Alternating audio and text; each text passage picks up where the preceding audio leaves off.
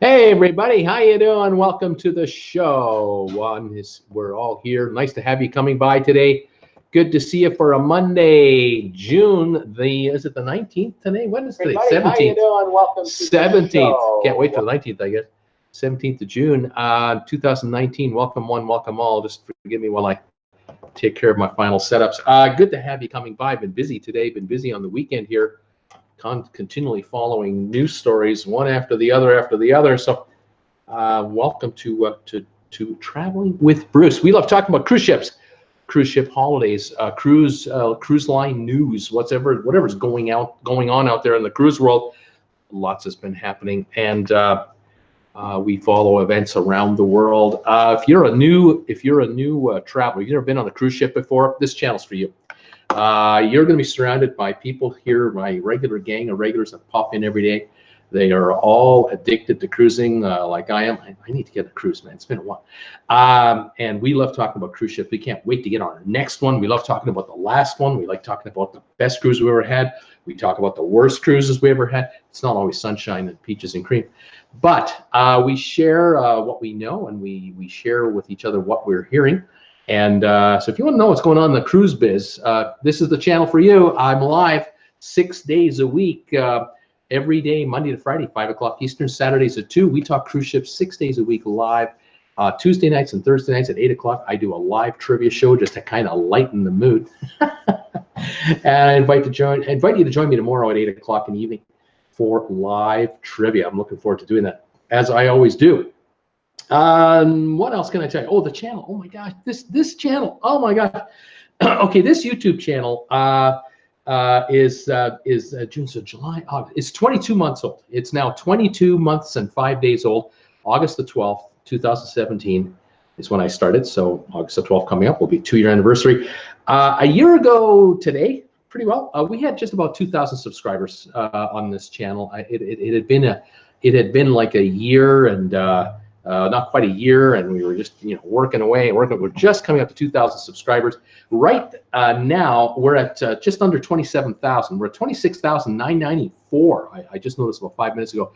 26,994. I think we might hit 27,000 right on the air while I'm talking to you. So if any of you are watching the count, let me know if you see the subscriber count hit 27,000 on the air. Let me know. By the way, yesterday, I think it was, or Saturday, one of the 2 days, we broke 6 million views for this channel. 6 million. What? That is a mind bender for me. Where I am in British Columbia here in Canada, the entire province that I'm in, we don't have 6 million in the province. I don't think there's 6 million here. No, I don't think so. It's 5 something. There's more. I have more views than live in this province. That just fries my brain all the heck. I can't get my mind around that. Thank you for all of you who are watched these videos I've made, my live telecasts.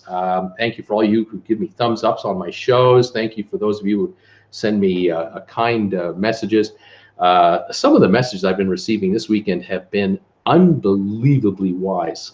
I have to say, I've had some phenomenal folks writing in, putting in their 2 bits worth of commentary on whatever topic I'm bringing up.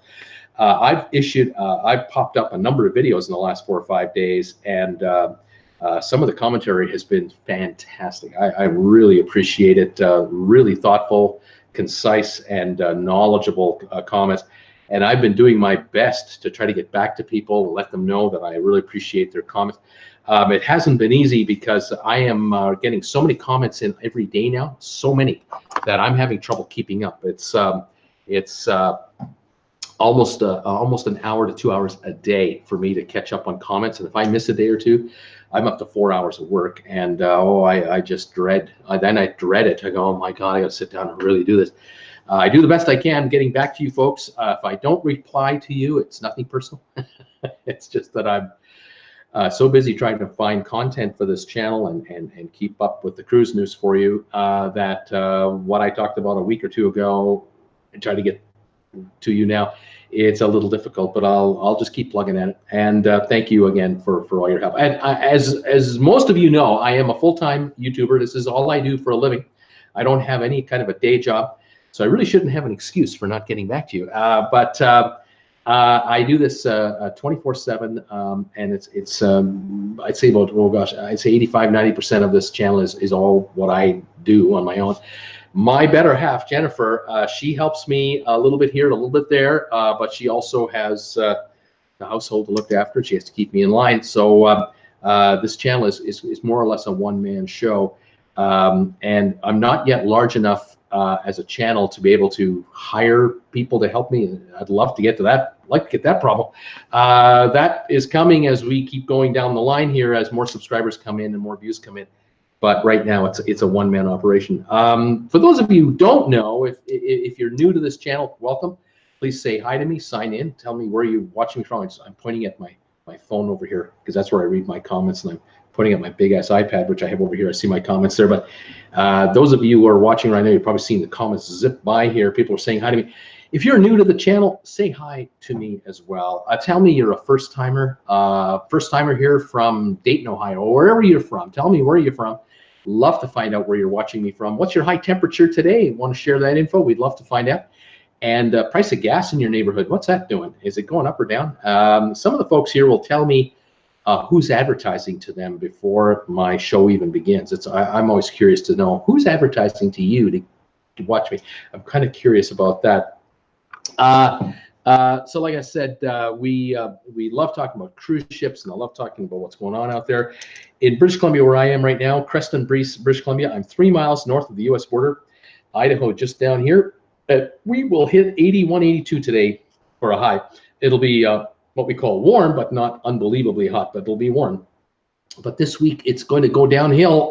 We are going downhill in a couple of hours or a couple of days. By Wednesday, Thursday, Friday, we're going to be in the upper 50s and low 60s with rain. So that nice weather we've been having lately, it's over, and we're going the opposite direction for a while. So I don't know. We'll have to got to tolerate it. We actually do need the rain, though. The lawns around here are starting to turn yellow. So yeah, we could use some rain. Thank you, Chad Barnett. Thank you, Chad Barnett, for your donation.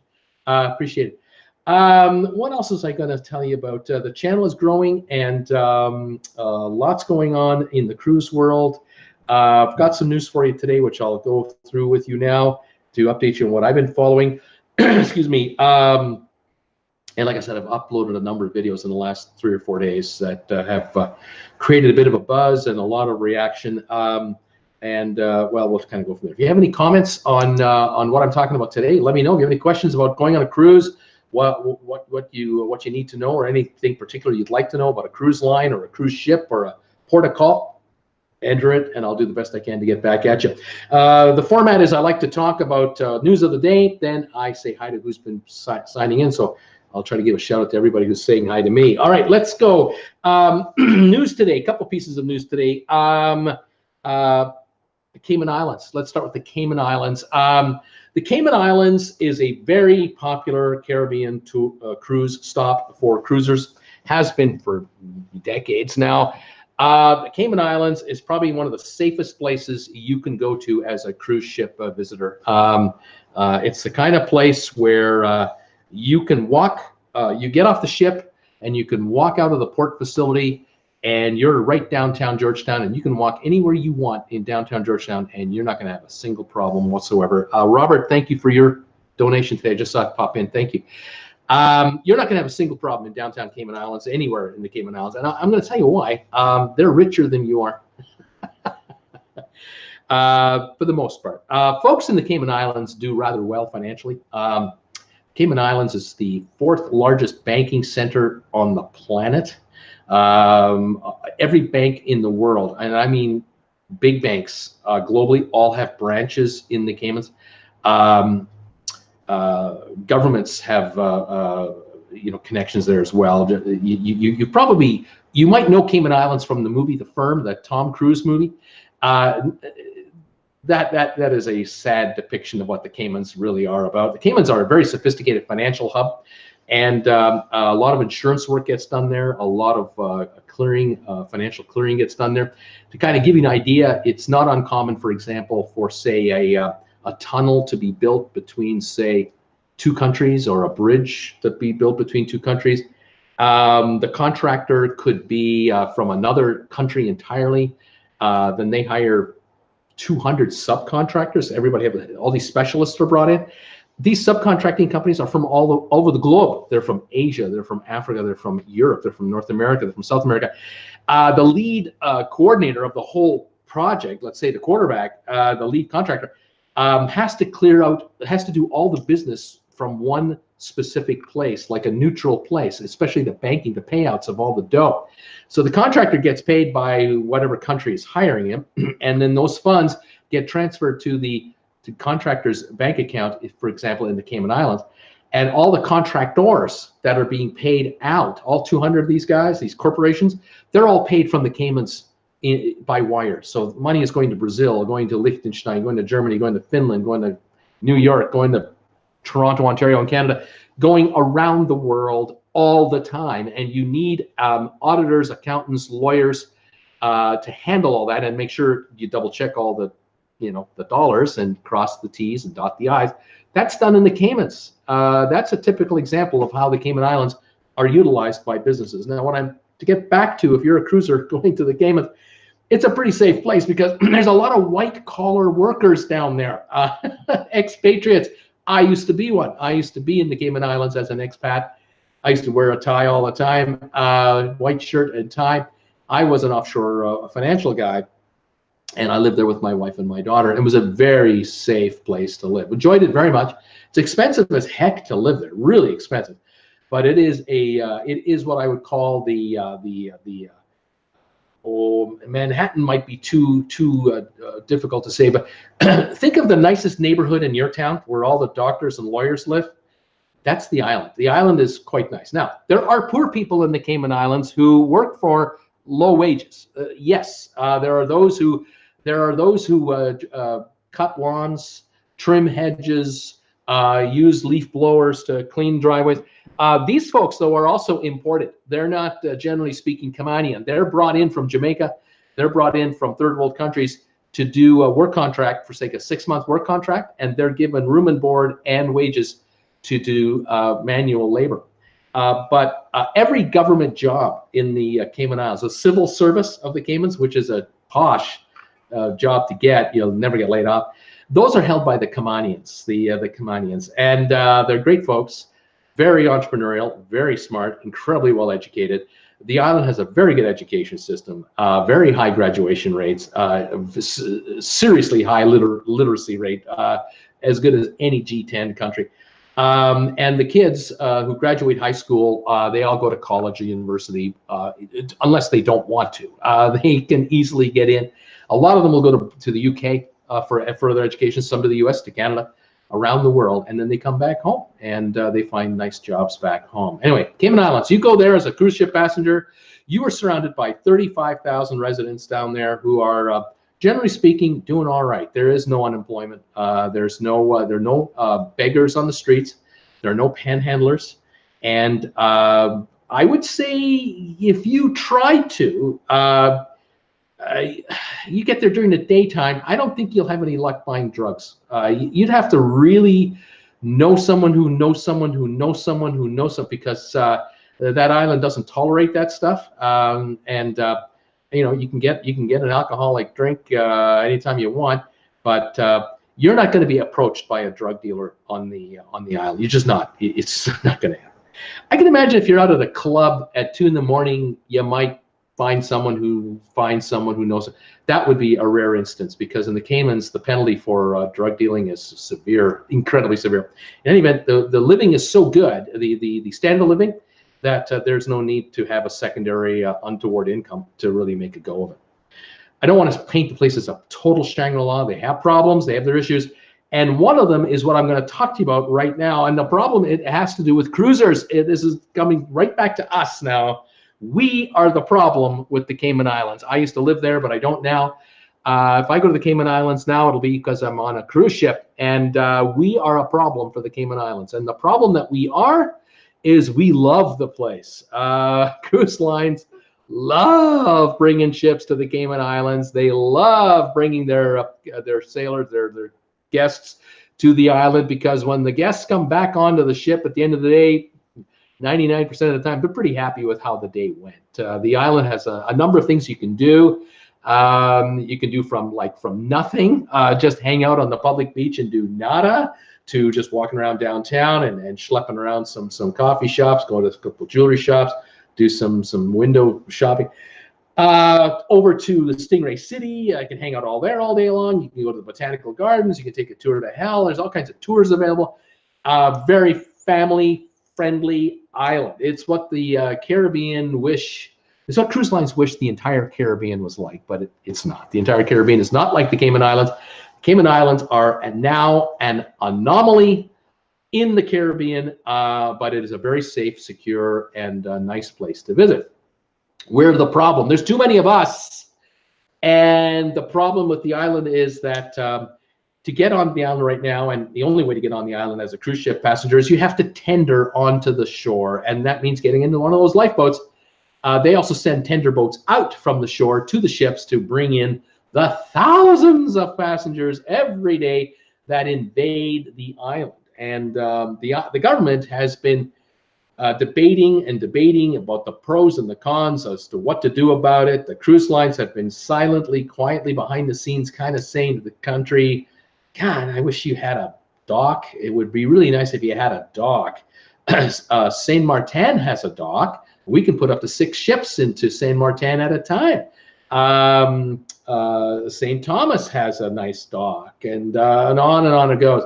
The Cayman Islands, every island is different in geography and topography and layout and water depths and, you know, natural and habitat and coral reefs and you name it. Cayman Islands are a treasure for reefs, for scuba diving and for snorkeling. It's one of the world's top 3, 4, 5 in the world places to go for scuba diving and for snorkeling. And the environmental lobby in the Caymans are extremely powerful, and they're extremely well connected, and they have protected their shores religiously ever since 1960 odd, when the Cayman territory split away from Jamaica, went its own way. Jamaica went its own way, and the Cayman Islands decided to be part of a territory of the United Kingdom rather than become its own independent country, which Jamaica did in I think it was 1960.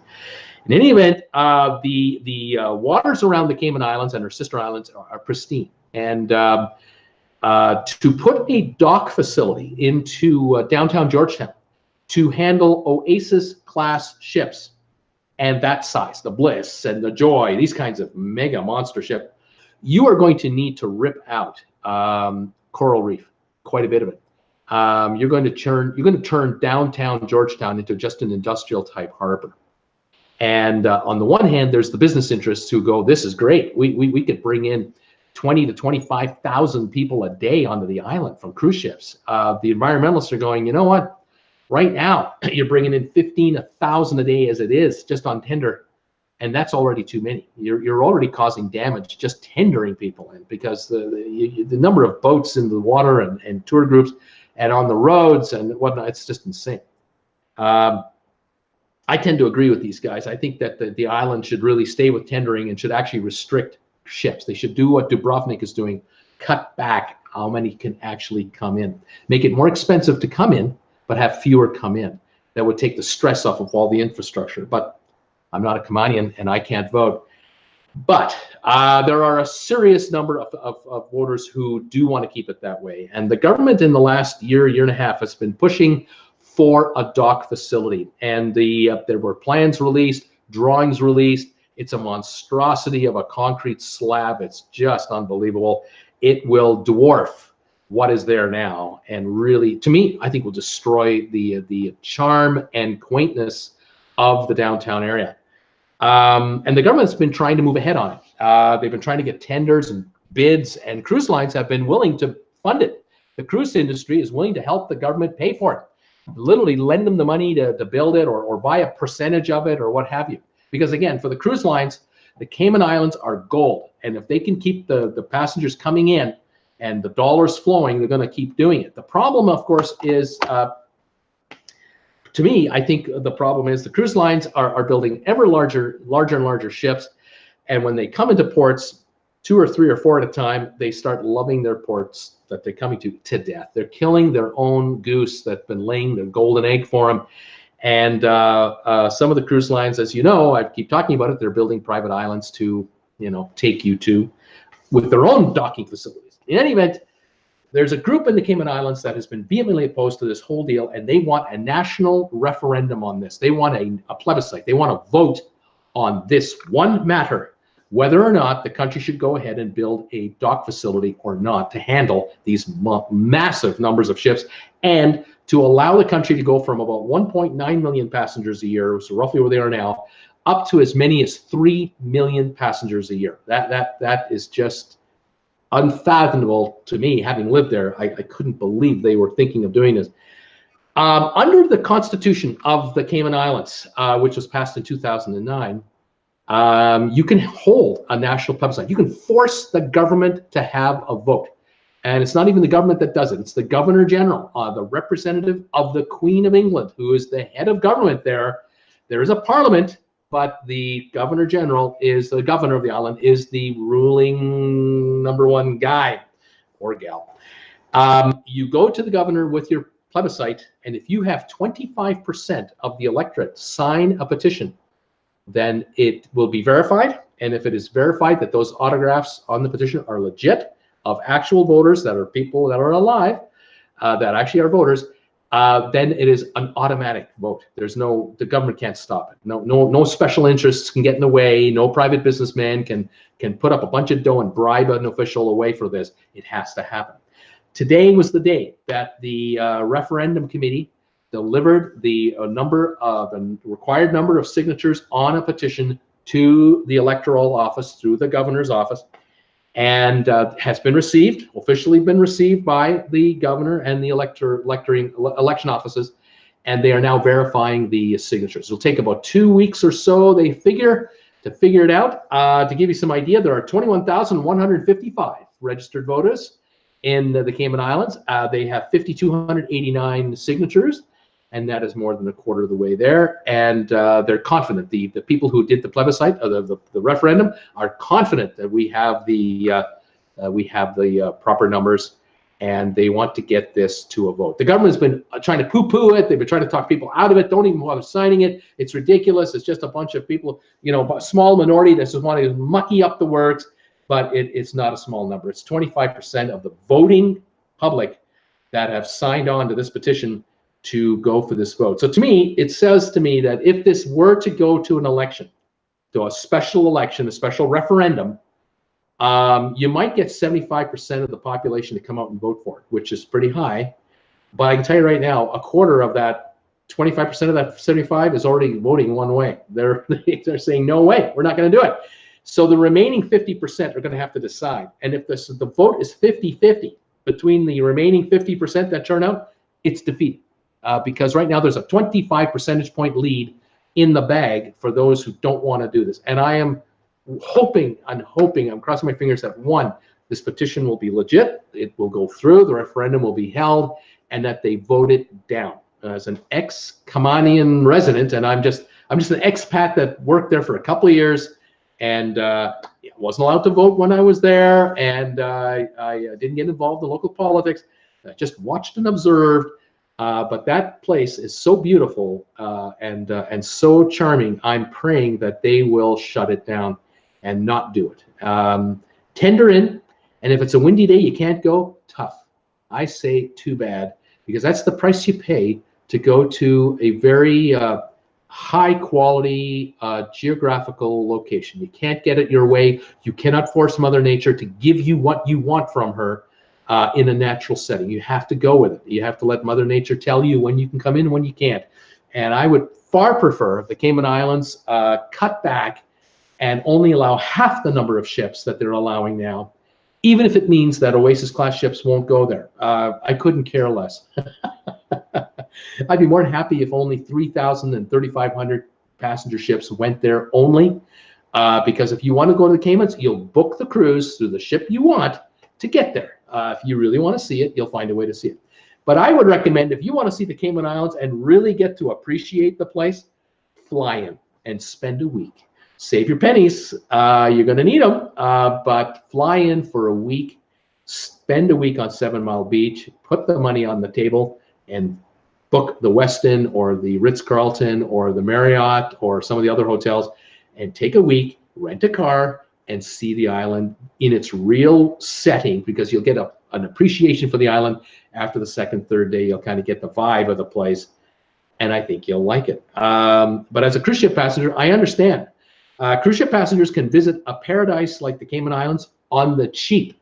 That's the beauty of a cruise. You can take a 1-week cruise out of Miami or Fort Lauderdale. You can visit the Cayman Islands as part of your 7-day cruise. $800 a person, $700 a person, $900 a person, whatever price you're paying for a balcony room.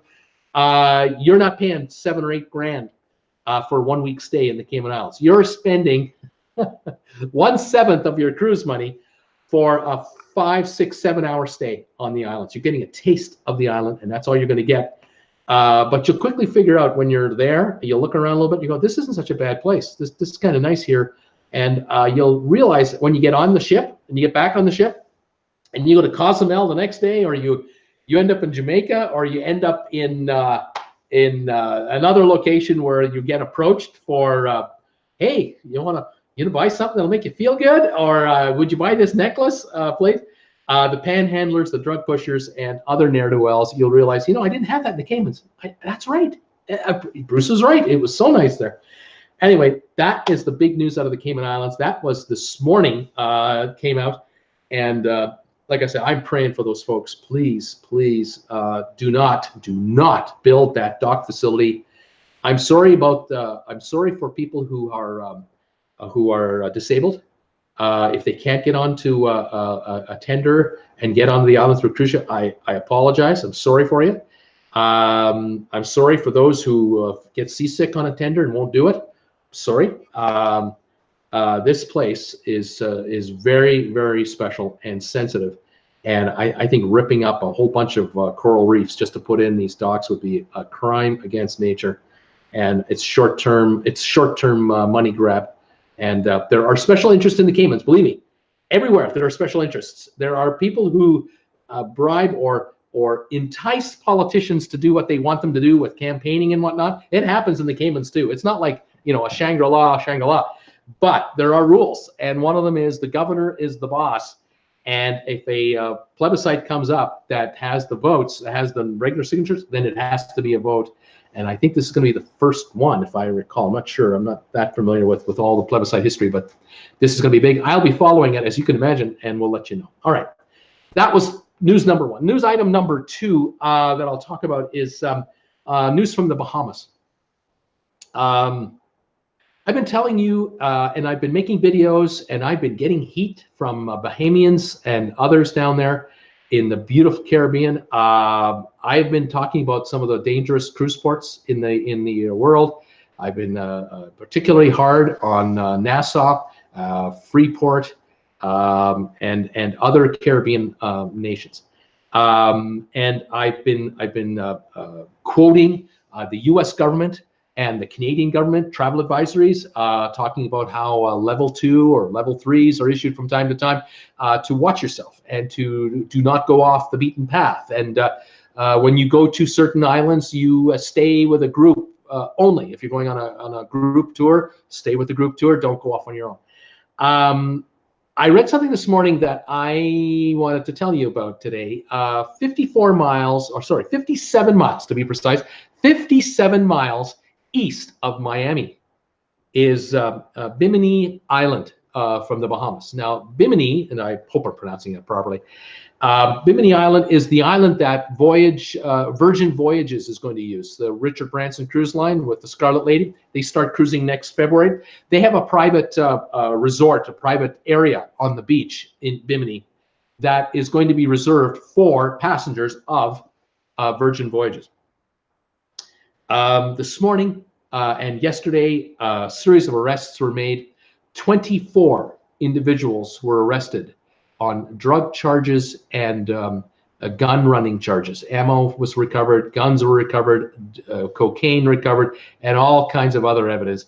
24 gang members in one sweep on Bimini, tiny little island that is apparently has been calm, but lately has been having a few issues. it sounds to me like an entire gang had been taken out in one shot. And apparently this this police effort was coordinated between the US and the Bahamas jointly, quietly, under the table, secretly, out of public view. And there were probably a bunch of informants involved here. But this is another indication of what has been happening in the Bahamas, unfortunately, and other Caribbean islands. I hate to say, there are quite a number of organized gang groups that are operating, and the reason they are is because of the insatiable demand, absolute insatiable demand for weapons for gang members, not only in the Bahamas but in the United States. And these are folks who are running weapons in and out of the USA in cooperation with gangs in Florida. And the drug business is not a local problem. It's not a Miami problem. It's an international problem. And so you've got distributors and traffickers based everywhere, and there are staging areas. And one of them must have been here in Bimini. I can tell you the same is happening in Nassau on the Big Island. Of course it is. The country of the Bahamas has 300,000 people approximately. Their total national budget is $2.5 billion. I'm not sure about the Miami Police Department's budget, but it's pretty high. $2.5 billion for an entire country versus what is spent in the U.S. Is pennies on the dollar. And the Bahamas, the Bahamian people, wonderful as they are, have got themselves a problem, and it's deep-seated. You've got a lot of folks in that region there who are not making it economically. They're just not making it, and they are easily, relatively easily swayed, some of them, to go to the dark side. And unfortunately, when passengers get off cruise ships in downtown Nassau, they find out for themselves very quickly how desperate the population is. Now, there are desperate people out there who are law-abiding. There are very, very good people who are hungry or economically depressed. And then there are those who are pushed over the edge and just give up and are not going to play by the rules anymore. And if you go to certain ports in the Caribbean, as I've said before and I've indicated in my videos, you're going to find that you get off a cruise ship and you walk along the sidewalk where you think it's all fine, and there are people approaching you with all kinds of offers that they shouldn't be making you. Kind of nasty stuff. And like I say, there have been incidents from minor to major regarding tourists, and the Bahamas is one of them. So anyway, Bimini, 24 arrests in one swoop, one shot that just came down, and that's 57 miles away from downtown Miami. That is how close that is. When I talk to you folks about the Bahamas as being, a cruise destination, cruise lines love it. They love it when you buy a cruise that will take you to Nassau, to a private island in the Bahamas area, and then back to the U.S. because you're making them nothing but money. Because the cruise you're talking about is going about 60 miles this way, well, 50 miles up and down, and then another 60 miles back to Miami. You're only cruising 350 miles, 400 miles. You're not going very far. If you're going on a cruise from Los Angeles to Puerto Vallarta, you got to go down to Cabo. That's 2 days of sailing, then to Mazatlan, then to Puerto Vallarta, and then 2.5 days back. You're traveling 3,000 miles in distance. They're burning some fuel to move that ship. To the Bahamas and back, they're hardly burning any fuel at all, yet you're paying just as much per night on a cruise to the Bahamas as you are to a cruise to Mexico from LA. The cruise lines make way more money, and that's why there are so many cruise ships in the Bahamas and in the Caribbean. It's kind of a close area, but there are problems there. Anyway, third thing I'll talk about is the video I uploaded today. The story also broke this morning. There's been an appeal filed. An appeal has been filed in the court in Miami by a group calling themselves Victims of Carnival Corporation's Environmental Crimes. It's a collection of, I believe, 4 different individual people who have banded together to appeal, to make an appeal against the agreed deal that was done in court 2 weeks ago. On June the 3rd, you'll recall, the Carnival Corporation was hauled in front of the judge in Miami federal court The president was there, chief executive officer, all the senior officers of Carnival were brought in there, and they presented to the judge a negotiated deal that the Carnival had made with the prosecution, because Carnival had violated terms of its probation regarding pollution violations that from 2016. They had violated the probation on numerous occasions. Originally, they paid a $40 million fine and promised they would never do it again, and they would be prepared to be monitored. They've been monitored, breaking the rules and breaking probation. And so they agreed to pay up another $20 million in cash, and they've agreed to stricter reporting reporting standards, and behavior is going to be improved. And the company also agreed that if they do not adhere to the prosecution's demands, they will then be fined, I believe it was $1 million a week for every week until the new year, and then it was going to go to $10 million a week, which is $500 million a year in fines if they didn't comply and adhere to the arrangement, to the deal.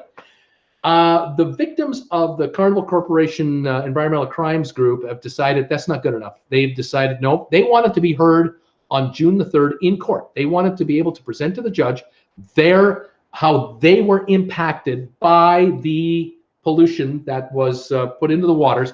There's a group out of Alaska, I think at least one, maybe two. I believe there's another group off the coast of Florida, and I believe there might even be some Bahamian people involved.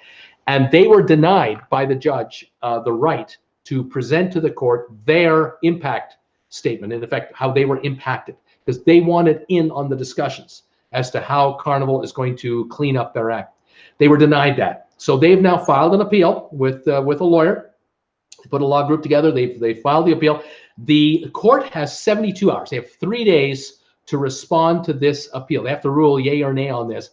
If they say no, go away, that might be the end of it. I'm not 100% sure, although the group might be able to go to the Supreme Court. If, however, this legal group and this appeal has convinced the court to allow the appeal to proceed, it's possible that this arrangement that has been made between Carnival and the United States government might be held up, and it might be rejected or canceled at the moment, and it will have to be renegotiated. We're going to have to find out how this plays out in the next at least 72 hours. These folks are not going away. The environmentalists are not going away. If any of you out there are following cruise news these days, you're probably noticing more and more stories showing up in various media talking about how harmful cruise ships are to the environment. There is absolutely a total and committed attack going on against the cruise line business right now from a number of environmental groups globally. It's not just a U.S. issue or a Canada issue or a Germany or France. Their groups have banded together, I think, through social media to really hit hard at any kind of vlog, blog, news organization, radio shows, any way they can, to try to convince you, the public, that cruise ships are the worst thing ever to happen to the planet since volcanoes blew up. By the way, cheers everybody from TWB to you. It's caffeine-free Diet Coke. Let me just say this, okay? There's no doubt that when a cruise ship burns bunker fuel, even with scrubbers, there's an exhaust that comes out. There's no question about that. Back in the 50s and the 30s and to 20s, going way back, the early 1900s, ocean liners were powered by coal. You shoveled the coal in to the furnace. That was, nothing but soot came out of there. Then in the 30s and the 40s, 20s, 30s, 40s, they started using bunker fuel, a diesel fuel, and even to the last 20 years, it was quite common for cruise liners, any vessel out there, to use a cheap form of fuel to just burn it, and the pollutants go up, and there was nothing done about it. In the last 5-10 years, things have really changed. European ports, European countries have banded together. Other ports around the world are getting much more stricter on emissions, and cruise liners and other ships have to operate a lot cleaner now than they've ever had to before. But that isn't enough. There are a number of cruise ships coming out now, and the Ada Nova cruise ship, the big one, 5,000 passenger ship that Carnival owns through the Ada line that they have in Germany. It's an all liquid natural gas ship, the first mega ship on liquid natural gas, the cleanest burning fuel there is. Much cleaner to use that fuel than any other. But now the next version of ship is coming as we are sitting here. There's so much invention going on. They're talking about liquid natural gas firing up the generators to create electricity, to charge up battery packs, and to have ships' engines run on pure electric power only. So they're trying to reduce the amount of fuel to be burned to make the electricity to power ships. When ships come into port, it's becoming more and more common that cruise ships will dock and now plug in to shore power. They don't run the engines anymore in port. This is going to take another 20 years. This is happening as we're speaking right now. It started in Alaska, of all places, where it started 10 plus years ago, but it is spreading globally. And this is going to become the norm. So there'll be a day where you'll come to Miami, you'll see 7 cruise ships all lined up, ready to go. They've dropped off their passengers and now picking up their next batch. And the funnels on all the ships, there's nothing coming out of them. They're not running any fuel at all. All will be plugged into shore power in Miami, Fort Lauderdale, Port Canaveral, Tampa, you name the port, Baltimore, Charleston, they'll all come off of shore power. It's the way it's going. It's taking hundreds of millions to do it, but it's going to be done. Europe, they're ahead of us, way ahead of us. In any event, the campaign right now to badmouth the cruise industry is relentless because who defends them? There's 3 or 4 cruise lines, 5 cruise lines.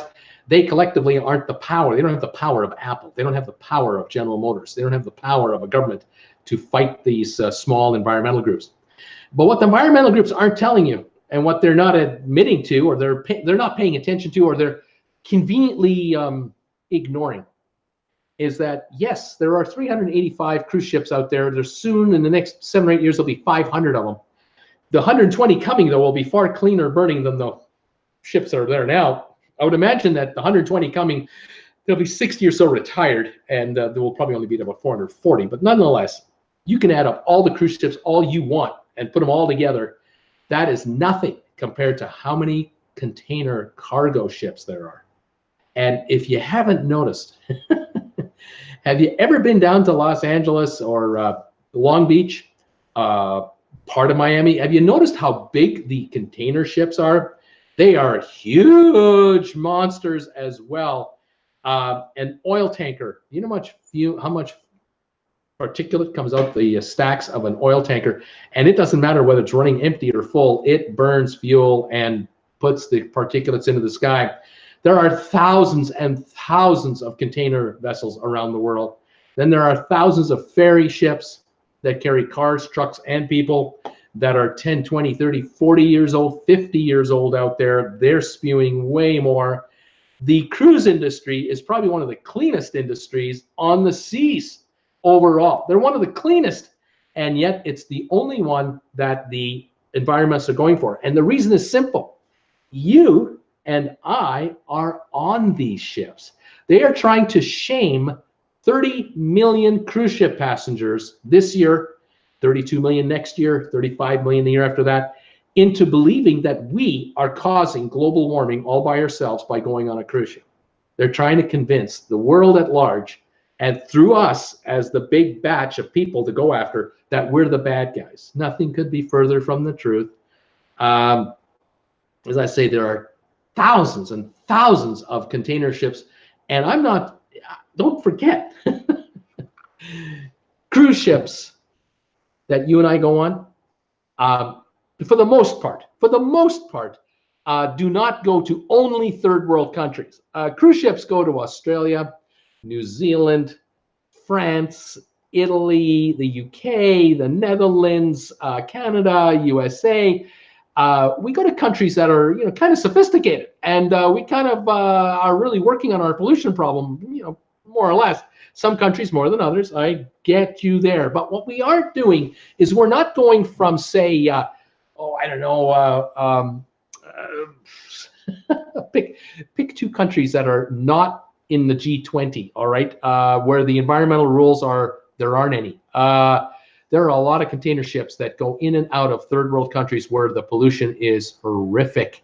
And if you look at the statistics of the air quality in certain cities around the world, and we can start with China, unfortunately. Well, China is improving itself, but China and what Vietnam used to be doing, and Thailand and Indonesia and the Philippines, countries throughout Africa, the coastline of Africa, the countries around South America, the amount of pollution going into the air from the cargo ships there would make your head spin. But these environmental groups aren't paying attention to that. They don't want to talk to you about that because you don't care about a cargo ship that moves 500 tractor trailer loads or whatever the number is, thousands of tractor trailer loads of goods from China to Peru, coming across the Pacific, spewing the particulates into the air. You don't care about that because you don't see it. It's invisible to us. As a matter of fact, to most Americans, the port of Long Beach and the port of Los Angeles are invisible to even folks living in Los Angeles. They never see them because they're never down there. It's an industrial area off the tip of the land, south of greater LA. Folks are hanging out in Hollywood. Folks are hanging out in Brentwood. They're hanging out in Venice Beach. You don't see the grimy, dirty business of the container business. But in Long Beach and in LA, it's quite clean because it's highly regulated in California. California is one of the cleanest places to do this business, and yet there's a lot of pollution going up down there because of the sheer volume of containers coming in and out. Houston, Texas, Mobile, name the biggest cruise ports in the U.S. They're busy. Vancouver in Canada, busy. But they're highly regulated and well maintained and have strict emission rules. But third world countries don't. And so you really don't get the other side of the story. And as far as, like I say, for the environmentalists, it's a sexy way to get their point across. They're trying to talk about marine pollution.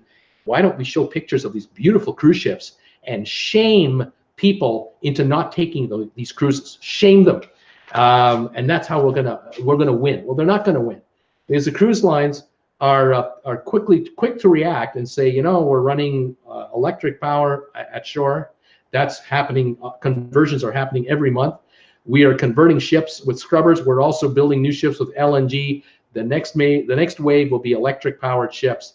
We'll be the forerunner of this whole deal. 35-year-old cruise ship is out of business. A 30-year-old container ship is still only halfway through its life. Container ships go for 50, 60, 70, 80 years. They'll replace the engine, but they'll just keep that thing running. They'll keep that thing running forever. That's the difference. Anyway, those are my thoughts. Some of that might have been a rant. I don't know. I hope you didn't mind it too much. Thank you for being here today. I appreciate you joining me today.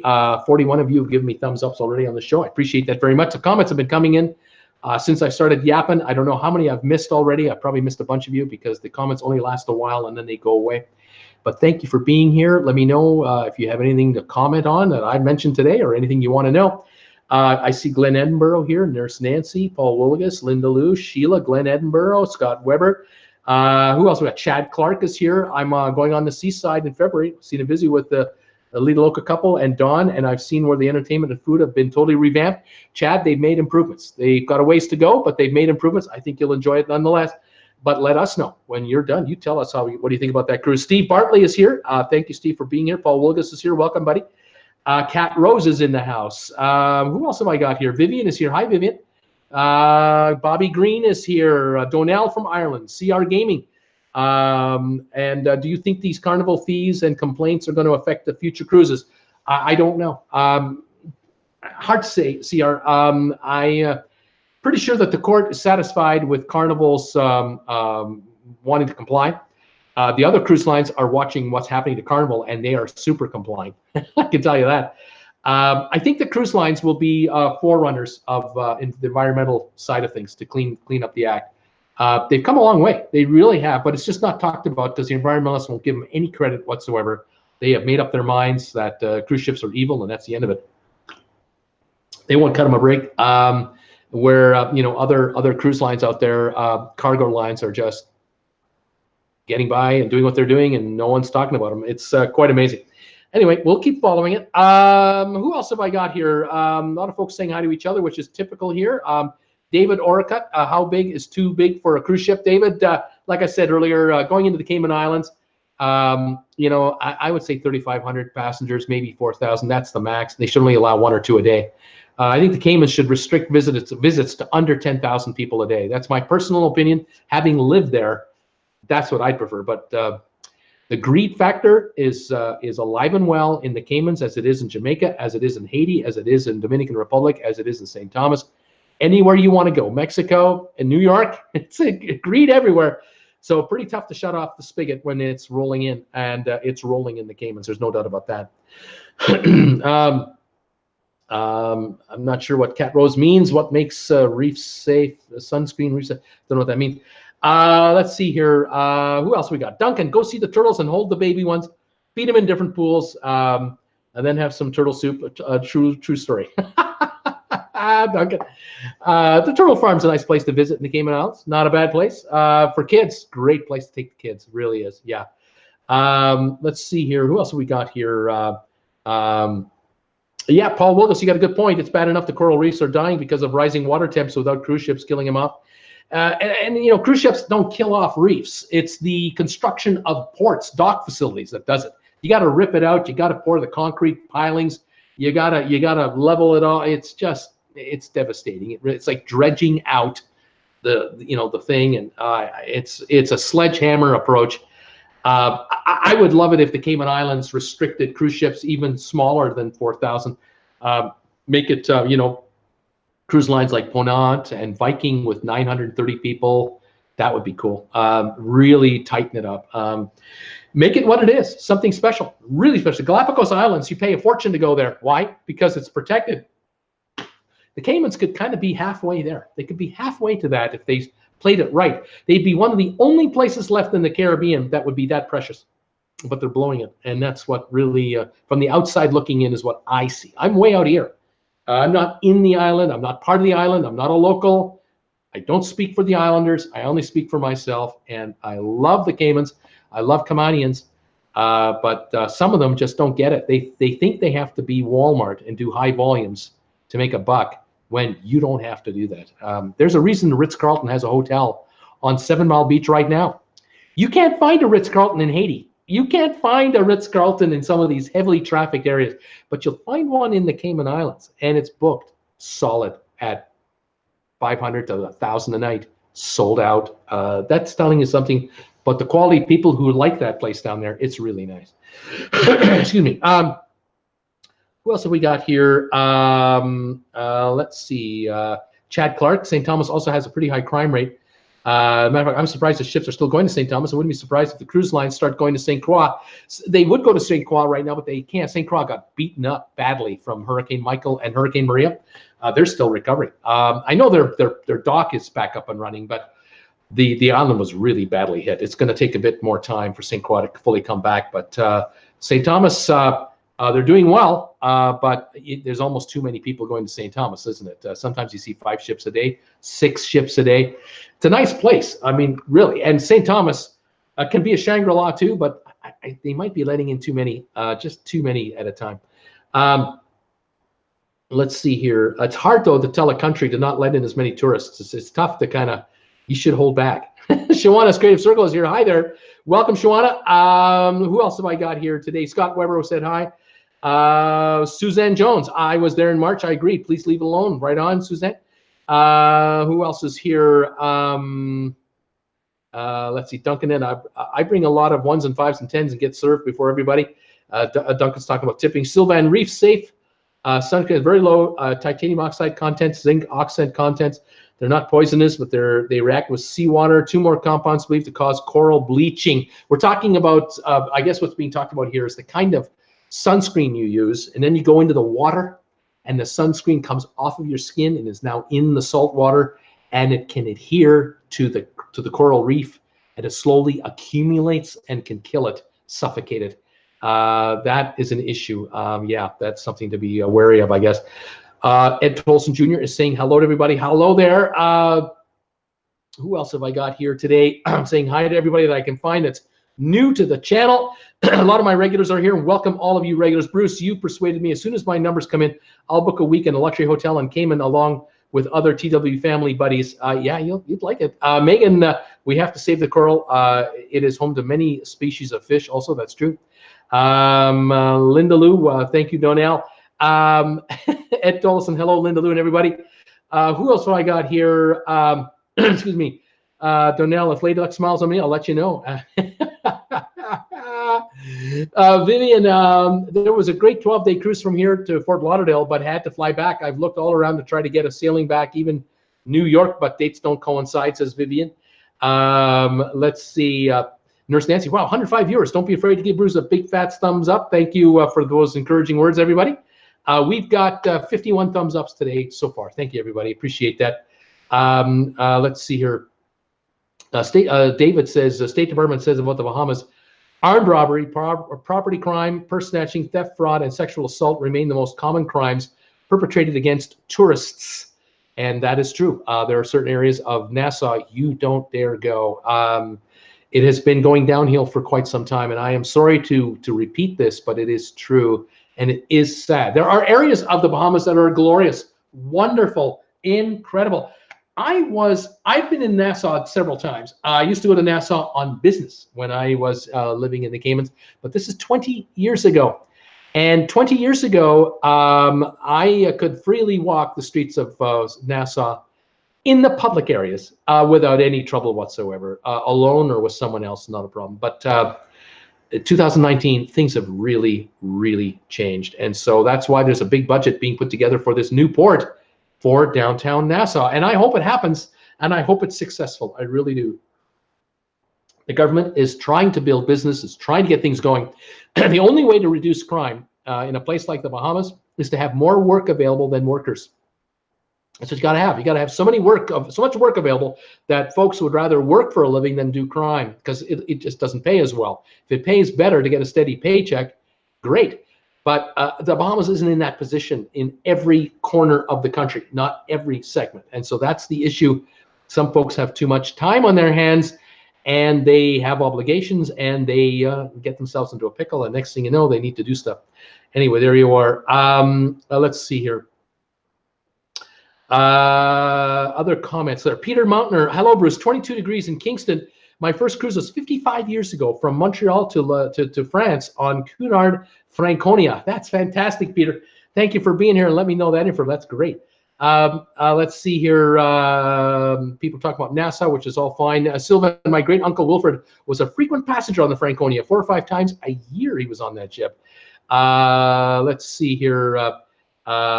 Peter, Bruce, when you have time, YouTube Cunard, Franconia, Charlestown to view that elegant ship, and the Charlestown written by James P. Johnson. Thank you, Peter, for that. Nurse Nancy, why is crime so low on islands like Japan? Police power, culture. In Japan, in a country like Japan, they have the culture is extremely, how do I say this? It's so tilted towards the family. It's not uncommon for grandparents and children and grandchildren to live in the same house. The family unit is everything. Then there's the culture of the honor of living your life in an upstanding way. Education is top notch. There is no illiteracy in Japan, and so the work ethic is there, the family ethic is there, the morals.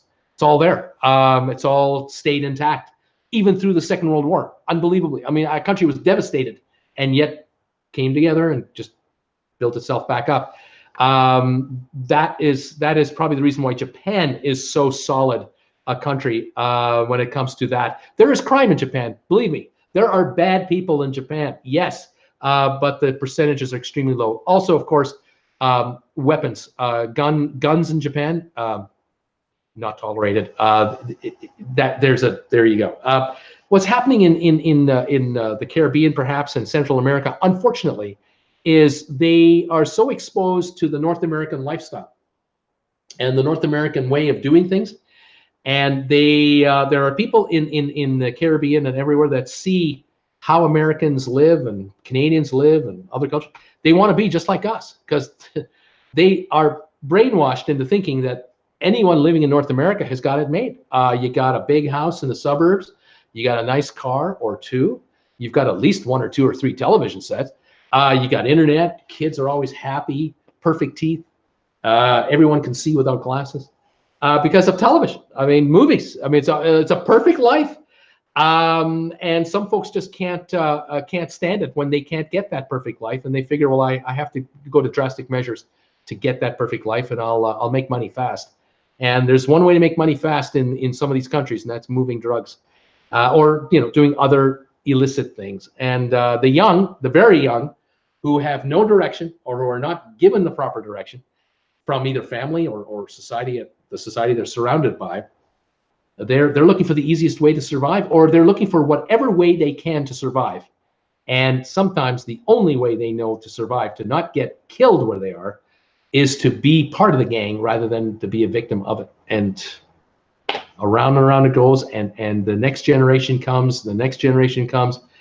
You've got kids having kids. You have children having children. And 14 years later, here we go again. It's a sad story. It really is. It's just part of the world, and don't really want to talk about that. It has nothing to do with cruising per se, but it is what it is. What can I tell you? Let's see who else is here in the house as I try to go through. MGM Traveling. Hi there. Welcome, MGM Travel. Glenn Edinburgh from Brisbane. Welcome here. Keela. Welcome, Keela. Who else have I got? Scott Weber. And let's go through here. Just don't have time to read all these comments today, but I am seeing a lot of folks talking to each other, and I'm glad you're all here. Tynan Viva, Vancouver. Vancouver was the first port in North America 10 years ago to plug in.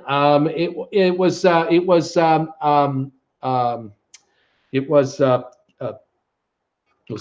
Juneau. I think it was Juneau was the first port, the first ever. But Vancouver was right behind it. Within a year, yeah.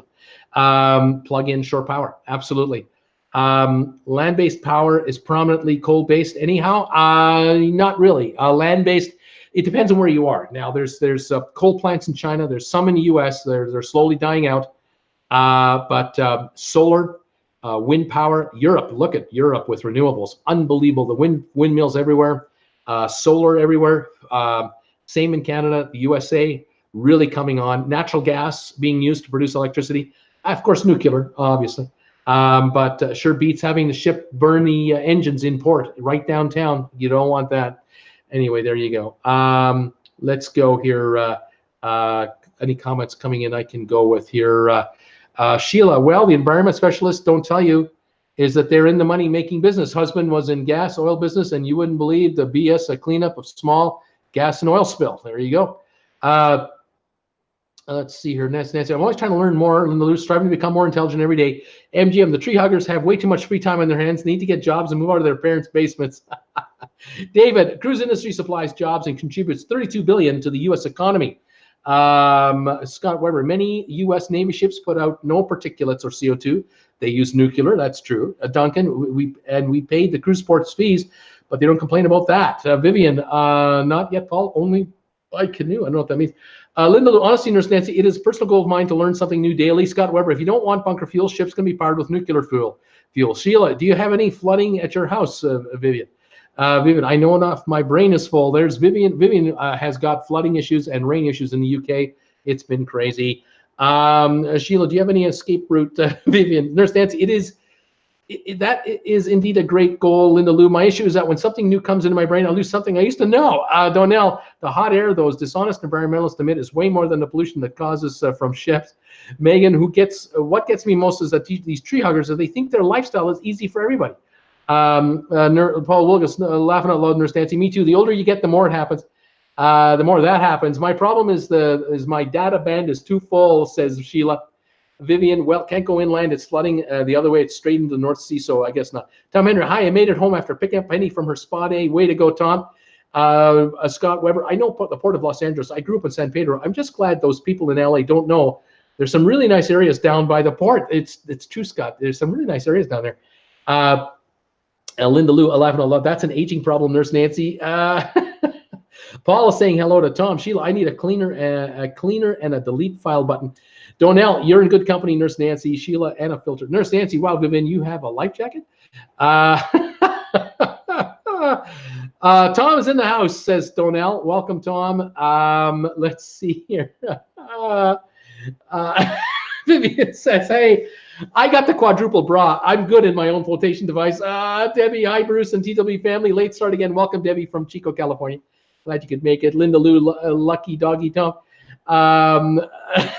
Oh, such fun, Vivian. Nurse Nancy says, that sounds great. Greg Hoy is here, going on the Allure of the Seas and Carnival Horizon in September. Right on, Greg. Way to go, buddy. Thomas, hi, Thomas from Debbie.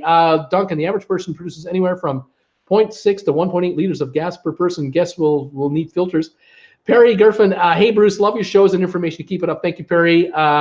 Appreciate that. Welcome to the channel today. Tom Henry, I was listening the whole time. Got the scoop on Grand Cayman and the Bahamas from Bruce. Sheila, I think 4K is enough passengers on any ship, no matter how big the ship is. Donnell, hi, Viv. Isn't she the woman who had 100 medals on her chest? Laughing out loud. Nurse Nancy, oh man, just explained to my hubby the play-by-play of the chat. Laughing out loud. He's cracking up. Mark Van Rem, hi, Bruce. Experian ad before live chat. Welcome, Mark, to the show. Glad you made it. We have 58 thumbs ups today. Thank you, everybody, for that. I really appreciate it. Welcome one, welcome all. Let's see here. Any more comments that I need to see here? Gary Bullock, does Royal Caribbean Harmony of the Seas seem crowded when you're on board? Gary, you'll be surprised actually how not crowded they feel. These ships are massive. They're huge. 20 decks, 1,100 feet long.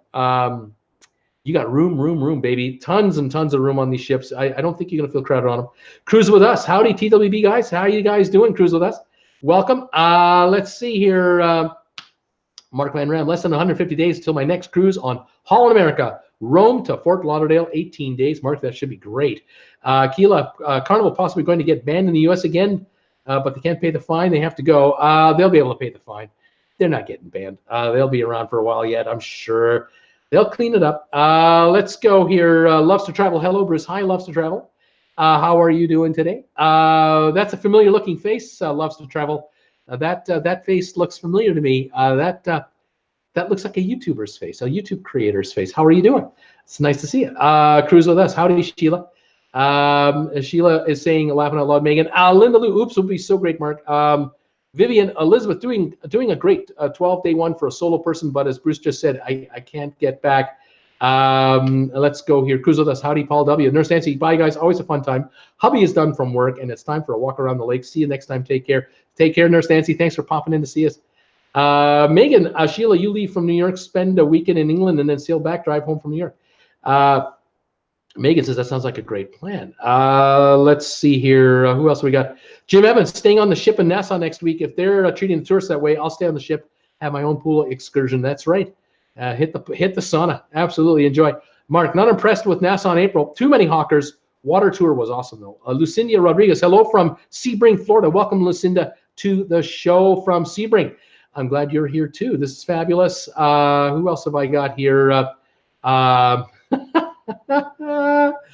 okay. Let's see. Yeah. How do I do that? I can do that probably by... I can do that. Okay, there we go. Let's go through some more comments here. Just got rid of a troll. Let's go. Sheila, Bruce, when I see people snorkeling by the ships, I do those same... do those same ships emit oil or anything like that in the water so close to the ship? No, they don't. They don't at all.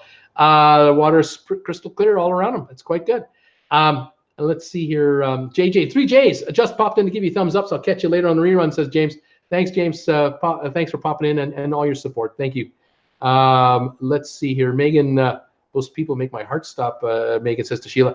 Gavin is here. Good morning, everybody. Gavin, how you doing, buddy? Welcome to the show from down under. Megan Frost, Andrews on the Vista.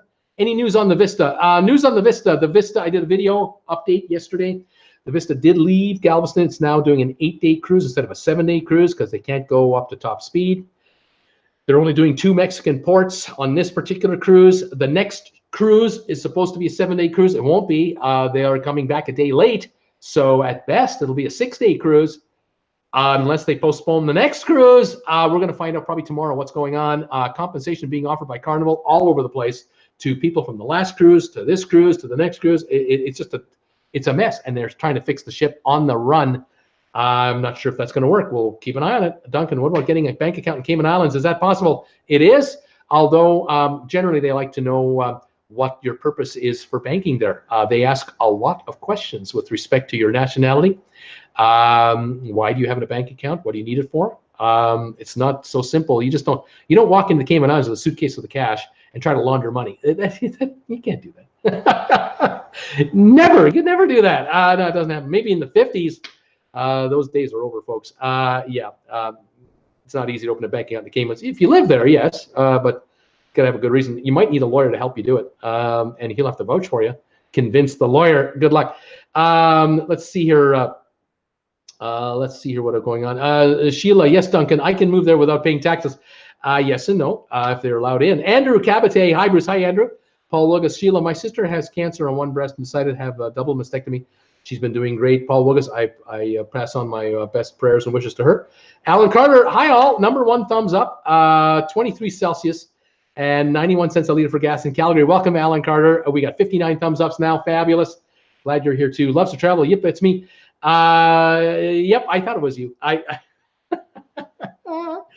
Congratulations on your sub count. I was trying to remember where you're at now. You're over 10 now, aren't you? Way to go. And looks like you had a lot of fun on the Symphony of the Seas. That looked like a nice cruise. Welcome to the channel. Let's see here. YouTubers are talking in code. Who else have we got here? I think everyone else has been here. Ronald Tucker, anyone leaving from New York on the Bliss December the 1st? He wants to know. Good question. Not me, but hopefully others will, buddy. Hope you have a good cruise. Thanks for joining me today, you guys. I went on a little longer than I wanted to, but a lot of news up there today. Lots going on. I'll keep following developments as the day wears on, and tomorrow. Join me tomorrow twice. I'll be on tomorrow at 5 o'clock and 8 tomorrow night for trivia tomorrow evening, of course. And I welcome you to come on by. Check out the videos I've uploaded the last 3 or 4 days, and please give them a look. If you can share any of them with friends of yours on Facebook, I would really appreciate it. I get these stats all the time to tell me my viewing rates and my analytics, and it really helps the channel gain a lot of credibility with YouTube when videos get shared on other platforms. I appreciate that very much. I did get a comment from a new subscriber who said, I just found you because you were mentioned in the Cruise Law News. The lawyer out of Miami, he had mentioned you in an article that he had written, and I checked you out, and I'm now a subscriber. And I can't thank Jim enough, the lawyer in Miami. I think he does a great job with Cruise Law News. I watch him all the time, follow his reports all the time, and appreciate any shout-outs. Absolutely fantastic. I love that. Sheila, Charlie with Bruce, do you go back and read all our crazy thoughts? Sheila, I try to read all the comments, but these comments here, all the small ones, I generally don't have time. After this show, I'll be working now for the next several hours on my channel again.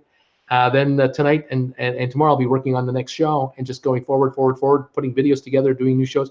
But I do what I can. Of course, some of you, you contact me on my Facebook group page, which I obviously invite all of you to join the Facebook group page for Traveling with Bruce. And a lot of you hang out there with me, which is great, and I do appreciate that too. And I don't mind commiserating with a bunch of you through private chat there. It's always good. Or you can always send me a private email if there's anything you want me to know. I appreciate that too. Thanks again for all of you out there who are giving me heads ups. Some of you send me messages on direct messaging on Facebook or emails. And you'll say, Bruce, I just heard about this ship. Something's wrong with this ship. Or I just read something about this ship in such and such port. Or I just heard a story about so-and-so. And I'll check it out. I'll look for it. And if there's something to it, I'll follow it. Absolutely. And again, thank you, all of you who do that. It's like having private detectives everywhere. Eyes and ears everywhere. I love it. Thank you, everybody. I can't watch it all. Debbie Emanuel, good night, everybody. Thank you, Debbie, and have a great evening. Sheila, 26,000 now. Should be Jim Zim authenticated.